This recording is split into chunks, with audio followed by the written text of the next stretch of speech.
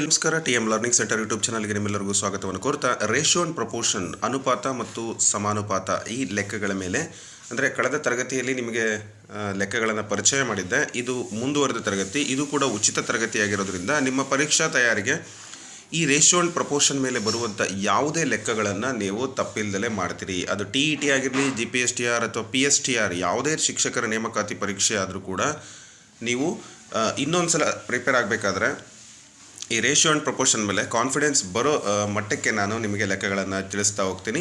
So ನೀವು ಕೂಡ ನಿಮ್ಮದೇ ಆದಂಥ ಒಂದು ಥಿಂಕಿಂಗಲ್ಲಿ ಲೆಕ್ಕಗಳನ್ನು ಬಿಡಿಸಲಿಕ್ಕೆ ಪ್ರಯತ್ನ ಮಾಡಿ. ಯಾಕೆಂದರೆ ಲೆಕ್ಕಗಳಿಗೆ ಸಾಕಷ್ಟು ವಿಧಾನಗಳಿರುತ್ತೆ, ಆದರೆ ಉತ್ತರಗಳು ಮಾತ್ರ ಒಂದೇ ಇರುತ್ತೆ. ಸೊ ಯಾವ ವಿಧಾನ ಕಲಿಬೇಕು ಅದು ನಿಮಗೆ ಬಿಟ್ಟಿದ್ದು ಅಂತ ಹೇಳ್ತಾ, so let us start the class. So ಪ್ರಶ್ನೆಗೆ ಡೈರೆಕ್ಟ್ ಹೋಗ್ತೀನಿ. ಭಾಳ ಜನ ಪ್ರಶ್ನೆಗಳನ್ನು ಹೇಳ್ಕೊಟ್ಟು ನಮಗೆ ಕಲಿಸ್ರಿ ಸರ್ ಅಂತ ಹೇಳಿದರು. ಹಾಗಾಗಿ ಇಲ್ಲಿ ಪ್ರಶ್ನೆಗಳನ್ನು ನಾನು ತೊಗೊಂಡು ಬಂದಿದ್ದೀನಿ. ಮೊದಲನೇ ಪ್ರಶ್ನೆ ಈ ರೀತಿ ಇದೆ. x/y = 5:2 ಅಂತ. ಅಂದರೆ x ಮತ್ತು y ನ ಅನುಪಾತ 5 ಮತ್ತು 2. ಅದೇ ರೀತಿ y ಮತ್ತು z ನ ಅನುಪಾತ 3 ಮತ್ತು 2 ಆದರೆ x ಮತ್ತು z ನ ಅನುಪಾತ ಅಂತ ಕೇಳಿದ್ದಾರೆ. ಅವರು ಕೊಟ್ಟಿರೋದೇನು, x ಮತ್ತು y ಕೊಟ್ಟಿದ್ದಾರೆ, ಎಷ್ಟು 5/2 ಕೊಟ್ಟಿದ್ದಾರೆ. ಇನ್ನೊಂದೇನು ಕೊಟ್ಟಿದ್ದಾರೆ, y ಮತ್ತು z ಕೊಟ್ಟಿದ್ದಾರೆ. ಸೊ ದಟ್ ಈಸ್ 3/2 ಕೊಟ್ಟಿದ್ದಾರೆ. ಓಕೆ, ನಮಗೆ x ಮತ್ತು z ಬೇಕು. ಸೊ ಈ y ಬೇಡ ಅಂದಾಗ ನಾವೇನು ಮಾಡ್ಬೋದು ಅಂದರೆ, ಇಲ್ಲೇ ನೋಡಿ ಕ್ರಾಸ್ ಮಲ್ಟಿಪ್ಲೈ ಮಾಡಿಬಿಡೋಣ. ಅಂದರೆ ಮಲ್ಟಿಪ್ಲೈ ದೀಸ್ 2 ಟರ್ಮ್ಸ್ ಅಂತ ನಾವು ಮಾಡಿದರೆ ಆಗ ಏನಾಗುತ್ತೆ, ಇಲ್ಲಿ x/y multiplied by y/z okay is equal to 5/2 multiplied by 3/2 ಆಗುತ್ತೆ. ಹೌದಲ್ಲ? ಸೊ ಈಗ y ಗೆಟ್ಸ್ ಕ್ಯಾನ್ಸಲ್ ಆಗುತ್ತೆ. ಅವಾಗ ಏನಾಗುತ್ತೆ, x/z ಉಳಿತು. ಅಂದರೆ ನಮ್ಗೆ ಅದೇ ಬೇಕಾಗಿತ್ತಲ್ವ ಅಲ್ಲಿ. ಸೊ ನೆಕ್ಸ್ಟ್ ಇಲ್ಲಿ ಏನಾಗುತ್ತೆ, 5×3 15 ಡಿವೈಡೆಡ್ ಬೈ 2×2 4 15:4. ಸೊ ಆಪ್ಷನ್ ಎನಲ್ಲಿ ಆ ಉತ್ತರವನ್ನು ನಾವಿಲ್ಲಿ ನೋಡ್ತಾ ಇದ್ದೀವಿ. ಸೊ ಈ ರೀತಿ ಲೆಕ್ಕಗಳನ್ನು ನಾವೇನು ಮಾಡಬೇಕಾಗತ್ತೆ, ಕರೆಕ್ಟಾಗಿ ಆನ್ಸರನ್ನು ಮಾಡಬೇಕಾಗತ್ತೆ. ಇದೊಂದು ವಿಧಾನ. ಸೊ ಇಲ್ಲ ನಮಗೆ ಈ ವಿಧಾನದಲ್ಲಿ ಗೊತ್ತಾಗಲಿಲ್ಲ, ಇದು ಅರ್ಥ ಆಗಲಿಲ್ಲ, ಹೇಗೆ ನೀವು ಹೆಂಗೆ ಮಾಡಿದ್ರಿ, ಮಲ್ಟಿಪ್ಲೈನೇ ಮಾಡ್ಕೋಬೇಕಂತ ನಮಗೆ ಹೆಂಗೆ ಗೊತ್ತಾಗುತ್ತೆ ಅಂದಾಗ, ಆ ಥರ ನಿಮಗೆ ಗೊತ್ತಾಗಲಿಲ್ಲ ಅಂತ ಹೇಳಿದರೆ ಇನ್ನೊಂದು ಮೆಥಡ್ ಹೇಳ್ತೀನಿ ನೋಡಿ. ಇಲ್ಲಿ x/y = 5/2 ಇದೆ ಅಲ್ವಾ, ಇನ್ನೊಂದು y/z = 3/2 ಅಂತ ಇದೆ. ಇಲ್ಲಿ ನೀವು y ಜಾಗದಲ್ಲಿ 2 ಇದೆ, ಇಲ್ಲಿ ಸೊ ನಿಮಗೆ y ಜಾಗದಲ್ಲಿ 2 ಇದೆ, ಇಲ್ಲಿ y ಜಾಗದಲ್ಲಿ 3 ಇದೆ. ಇದಕ್ಕೆ ನೀವು 3 ಮಲ್ಟಿಪ್ಲೈ ಮಾಡಿ, ಇದಕ್ಕೆ ನೀವೇನು ಮಾಡಿ ಅಂದರೆ 2 ಮಲ್ಟಿಪ್ಲೈ ಮಾಡಿ.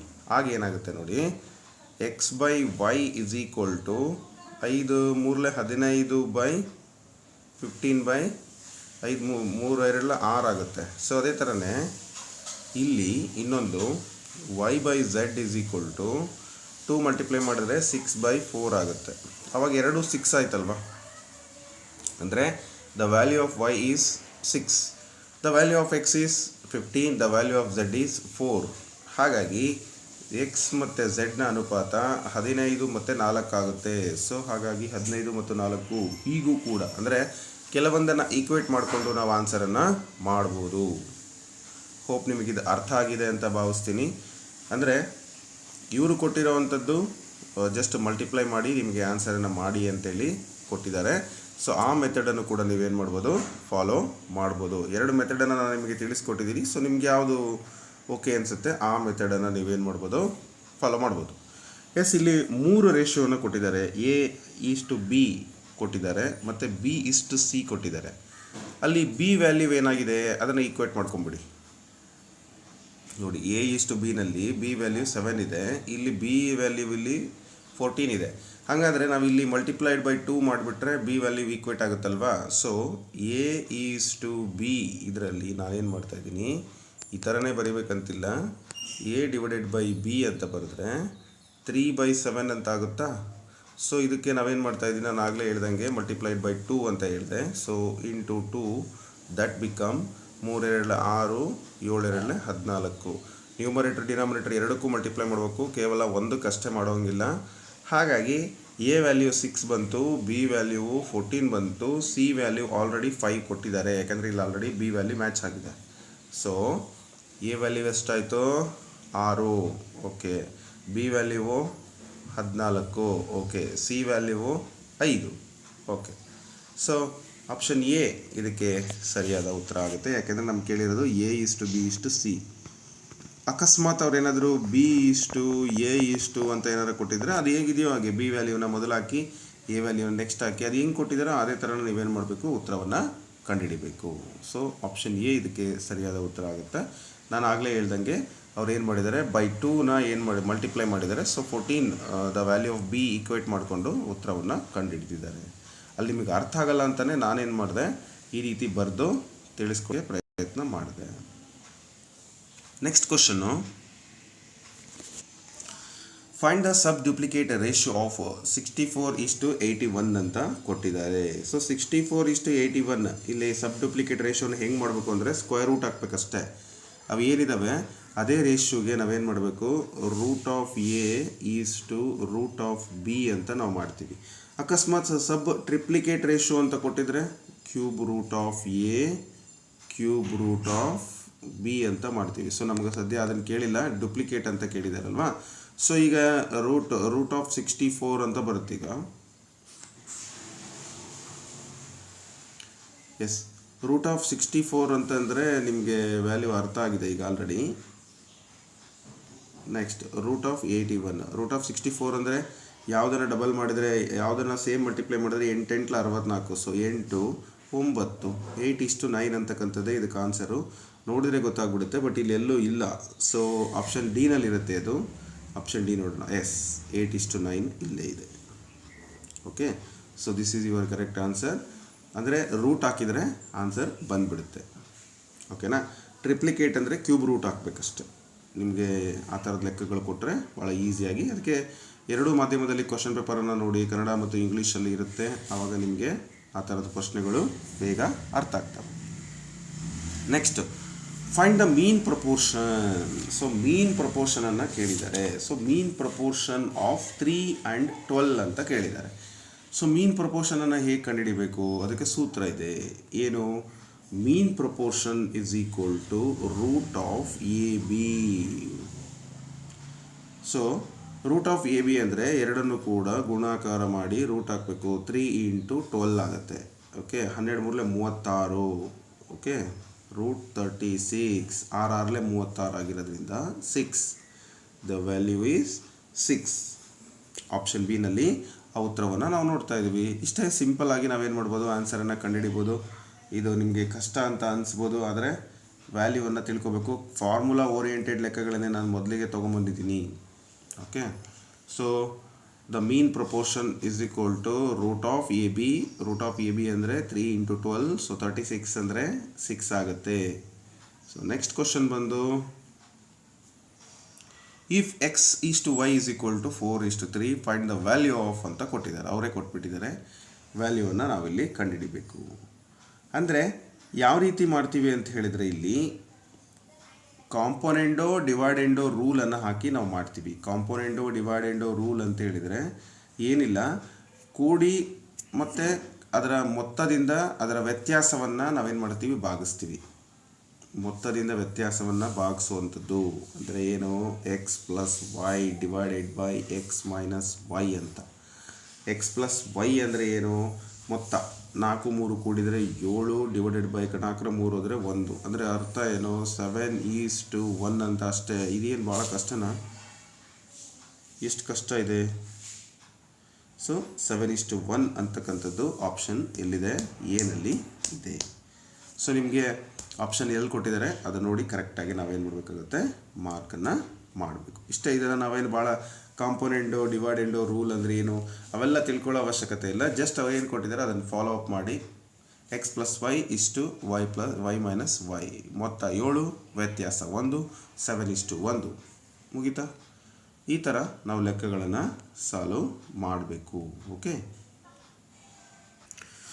ಸೊ ನೆಕ್ಸ್ಟ್ ಕ್ವಶನನ್ನು ನೋಡೋಣ. ಕ್ವಶನ್ ನಂಬರ್ 6 ಇದು.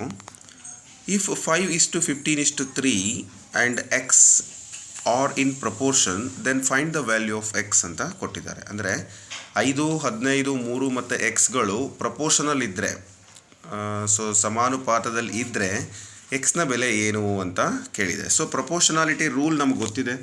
ಏನದು ಪ್ರಪೋರ್ಷನಾಲಿಟಿ ರೂಲು? ನಿಮಗೆ ಪ್ರಪೋರ್ಷನಾಲಿಟಿ ರೂಲ್ ಬಂದು A:B is as to C is to D, ಅದರಲ್ಲಿ ಎ ಇಂಟು ಡಿ ಅಂತ್ಯಪದಗಳ ಗುಣಲಬ್ಧ ಮಧ್ಯಪದಗಳ ಗುಣಲಬ್ಧ is equal to B into C ಅಂತ ನಾವು ಬರಿತೀವಿ. A into D is equal to B into C ಅಂತ.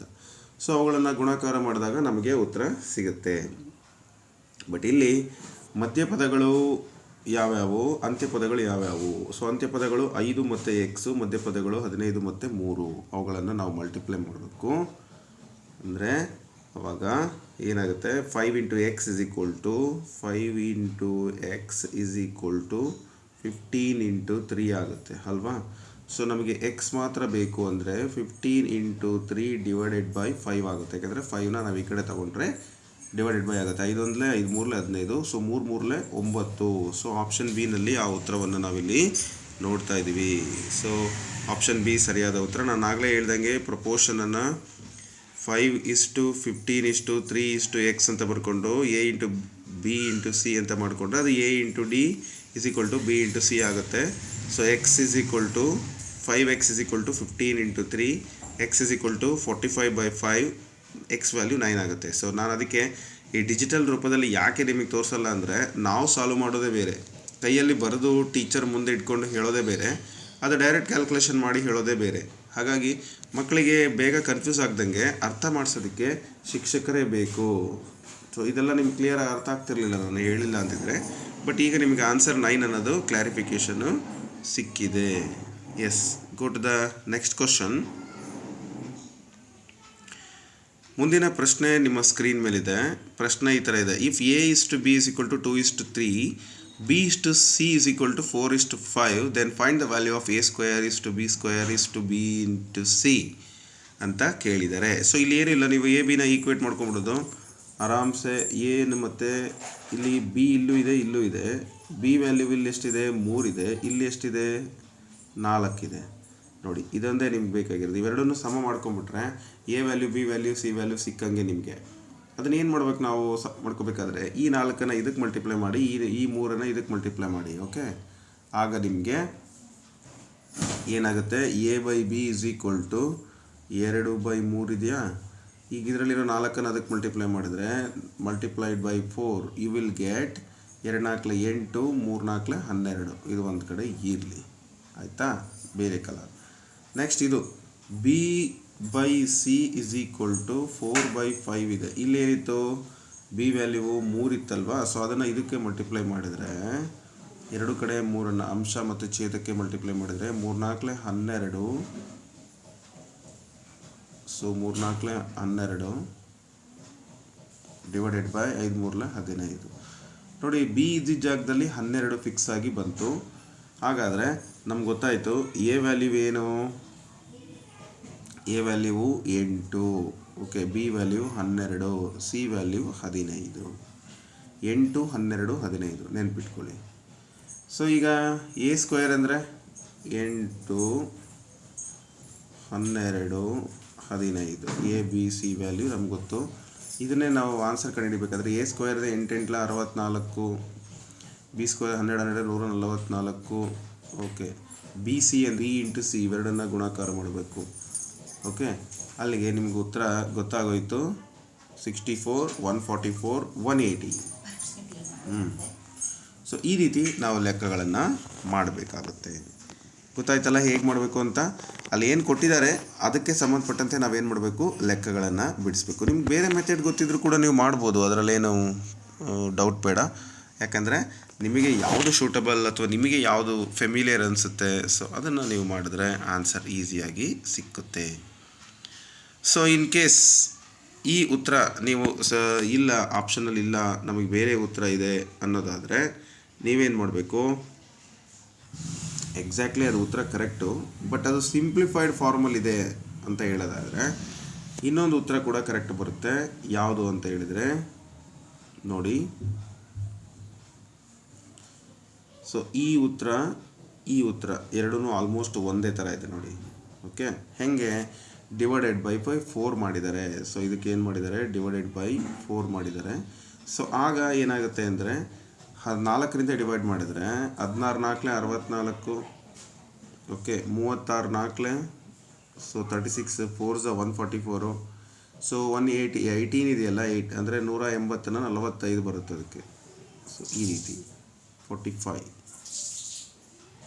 ಅಂದರೆ ನಾವು ಯಾವಾಗಲೂ ಸಿಂಪ್ಲೆಸ್ಟ್ ಫಾರ್ಮಲ್ಲೇ ಇಡೋದ್ರಿಂದ ಆ ಉತ್ತರವನ್ನು ನಾವು ಸರಿ ಅಂಥೇಳಿ ಪರಿಗಣನೆ ಮಾಡ್ಬೋದು. ಬಟ್ ಈ ರೀತಿ ಕೊಡಲ್ಲ ನಿಮಗೆ, ಆಪ್ಷನ್ಸಲ್ಲಿ ಕನ್ಫ್ಯೂಸ್ ಆಗೋ ಥರ ಕೊಡಲ್ಲ. 2 ಉತ್ತರ ಕೊಟ್ಟರೆ ಗ್ರೇಸ್ ಕೊಡ್ತಾರೆ. Okay, so this is also right, A is also right and be also, C also right. But ನಾನು ಇಲ್ಲಿ ಟೈಪ್ ಮಾಡಬೇಕಾದ್ರೆ ನಿಮ್ಗೆ ಗೊತ್ತಾಗಲಿ ಅಂತ ಹೇಳಿಬಿಟ್ಟು ಆ ರೀತಿ ಮಾಡಿದ್ದೀನಿ. ಓಕೆ, ಸೊ ಸಿಂಪ್ಲಿಫೈ ಬೈ 4 ಅಂತ ಅವರೇ ಕೊಟ್ಟಿದ್ದಾರೆ. ಸೊ ನೀವು ಇದನ್ನು ಈ ಸ್ಟೆಪ್ಸನ್ನು ಅರ್ಥ ಮಾಡಿಕೊಂಡು ಲೆಕ್ಕವನ್ನು ಮಾಡ್ಬೋದು. ಸೊ ನಿಮಗೆ ಬರ್ಕೊಳ್ಳೋಕ್ಕಾಗಿಲ್ಲಪ್ಪ, ನಾನು ಈ ಪೆನ್ ಇಟ್ಕೊಂಡಿಲ್ಲ ಅಂದರೆ ನೀವು ಸ್ಕ್ರೀನ್ಶಾಟ್ ಮಾಡ್ಕೊಳ್ಳಿ ಈ ಪೇಜನ್ನು. ಹಾಗೇ ನೀವೇನು ಮಾಡ್ಬೋದು, ಪಾಸ್ ಮಾಡಿ ಸ್ಕ್ರೀನ್ಶಾಟ್ ಹೊಡೆದಿಟ್ಕೊಳ್ಳಿ. ನಿಮ್ಗೆ ಯಾವಾಗ ಫ್ರೀ ಇರುತ್ತೋ ಆವಾಗ ನೋಡಿ ಬರ್ಕೊಳ್ಳಿ. Okay, go to the next question. So ಪ್ರಶ್ನೆ ಒಂದು ಆಯ್ಕೆ ಬೇರೆ ಕಡೆ ಹೋಗಿದೆ, ಇರಲಿ. ಫಸ್ಟ್ ಇದು ನೋಡೋಣ. ಡಿವೈಡ್, ಇಲ್ಲಿ ಬ್ಲಾಕಲ್ಲಿರೋವಂಥದ್ದು ಏನಪ್ಪ ಅಂದರೆ ರುಪೀಸ್. ಇದಕ್ಕೆ ರುಪೀಸ್ ಸಿಂಬಲ್ ಸಿಗಲಿಲ್ಲ ಅನಿಸುತ್ತೆ, ಅದಕ್ಕೆ ಈ ಥರ ಮಾಡಿಬಿಟ್ಟಿದೆ, ಬ್ಲಾಕ್ ಮಾಡಿಟ್ಟಿದೆ. ನಿಮ್ಗೇನು ಬೇಕೋ ಅದನ್ನ ಹಾಕ್ಕೊಳ್ಳಿ ಅಂತ.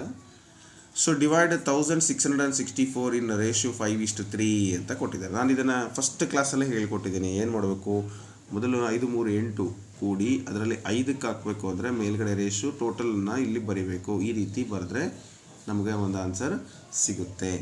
ಸೊ ಇದನ್ನು ಹೇಳ್ಕೊಟ್ಟಿದ್ನಲ್ವ, ಹಾಗಾಗಿ ಇದಕ್ಕೇನು ಜಾಸ್ತಿ ಸಮಯ ವೇಸ್ಟ್ ಮಾಡೋದು ಬೇಡ, ನಿಮಗೆ ಗೊತ್ತಾಯಿತು. ಸೊ 208 ಬರುತ್ತೆ. 208 × 5 1040 ಆಗುತ್ತೆ. ಸೊ 1040 ಅದು ಬಂದು ಆಪ್ಷನ್ 5 ಅಂದರೆ 5 ಇರೋವಂಥದ್ದಕ್ಕೆ ಬರುತ್ತೆ, ಇದೇ ಉತ್ತರ. ಅದೇ ರೀತಿ ಇನ್ನೊಂದು ಲೆಕ್ಕವನ್ನು ಮಾಡಿದ್ರೆ ಅದು 624 ಬರುತ್ತೆ. ಸೊ 5 ಬದಲಿಗೆ 3 ಹಾಕ್ಕೊಳ್ಳಿ. 3/8 ಇಂಟು ಸೇಮ್ ವ್ಯಾಲ್ಯೂ ನಿಮಗೆ ಆನ್ಸರ್ ಸಿಗುತ್ತೆ. ಓಕೆ, ಸೊ ನಾನು ಆಗಲೇ ಹೇಳ್ದಂಗೆ ರೇಷಿಯೋಸನ್ನು ಟರ್ಮ್ಸನ್ನು ಕೂಡ್ಕೊಳ್ಳಿ ಮತ್ತು ಯಾವುದಕ್ಕೆ ಬೇಕು ಫಸ್ಟ್ ಶೇರು ಸೆಕೆಂಡ್ ಶೇರನ್ನು ನೀವು ಕಂಡುಹಿಡಿಬೇಕು. ಅದೇ ಥರನೇ ಉತ್ತರ ನಿಮಗೆ ಸಿಗುತ್ತೆ. ಇದನ್ನು ಕೂಡ ನಿಮಗೆ ಬರ್ಕೊಳ್ಳೋಕ್ಕಾಗಿಲ್ಲ ಅಂದರೆ ಸ್ಕ್ರೀನ್ಶಾಟ್ ಮಾಡಿ ಇಟ್ಕೊಳ್ಳಿ. ಸೊ ನಿಮಗೆ ಆನ್ಸರ್ ಗೊತ್ತಾಗುತ್ತೆ. Okay, go to the next question.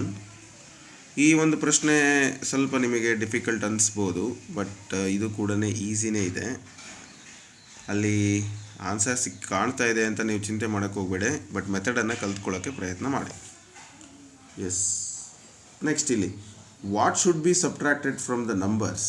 ಈ ನಂಬರ್ಸಲ್ಲಿ ಏನನ್ನು ಕೇಳಿದ್ರೆ ದೇ ಆರ್ ಇನ್ ಪ್ರಪೋರ್ಷನ್, ಅವು ಸಮಾನುಪಾತದಲ್ಲಿ ಇರ್ತವೆ ಅಂತ ಕೇಳಿದ್ದಾರೆ. ಸೊ ನಮ್ಗೆ ಗೊತ್ತಿಲ್ಲ ಏನು ಕಳಿಬೇಕು ಅಂತ, ಅದಕ್ಕೆ ಗೊತ್ತಿಲ್ಲ ಇರೋದನ್ನು ನಾವು ಎಕ್ಸ್ ಅಂತ ಬರ್ಕೊಳ್ಳೋಣ. 15 - x ಈಸ್ಟು 28 - x ಇಂಟು ಅದೇ ಥರನೇ 20 - x ಇಂಟು 30 - x ಅಂತ ಬರ್ಕೋಬೇಕು. ಓಕೆ, ಮೊದಲು ಆ ರೀತಿ ಬರ್ಕೊಳ್ಳೋಣ.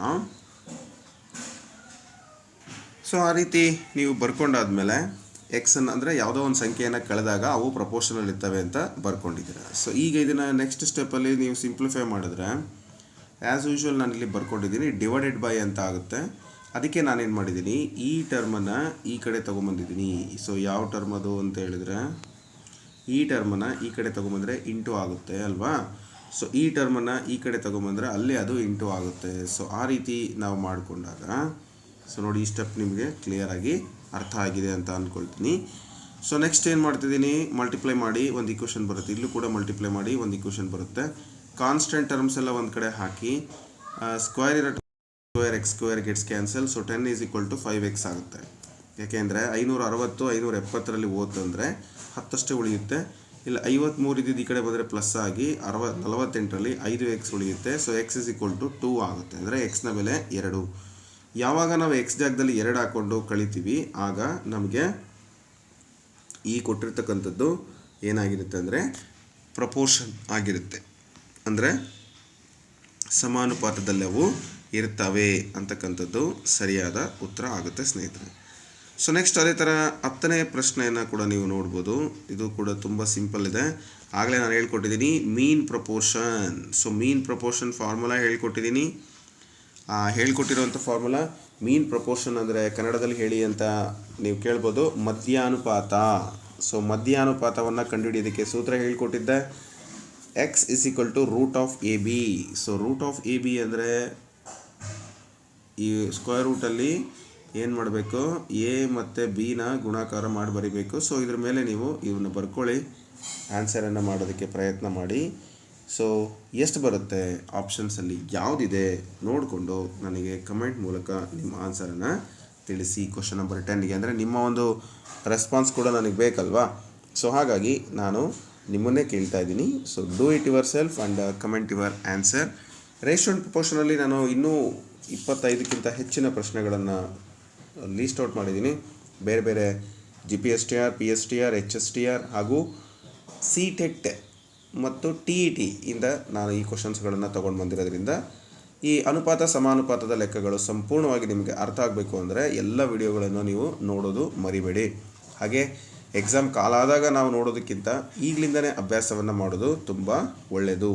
ಸೊ ಐ ಹೋಪ್ ನಾನು ಹೇಳಿದ್ದು ನಿಮಗೆ ಅರ್ಥ ಆಗಿದೆ ಅಂತ ಭಾವಿಸ್ತೀನಿ. ಹಾಗೆ ಟೆಸ್ಟ್ ಸೀರೀಸ್ ನಿಮಗೆ ಬೇಕು ಅಂದರೆ CTETಗೆ ಟೆಸ್ಟ್ ಸೀರೀಸ್ ನಮ್ಮ ಒಂದು ಆ್ಯಪ್ನಲ್ಲಿದೆ.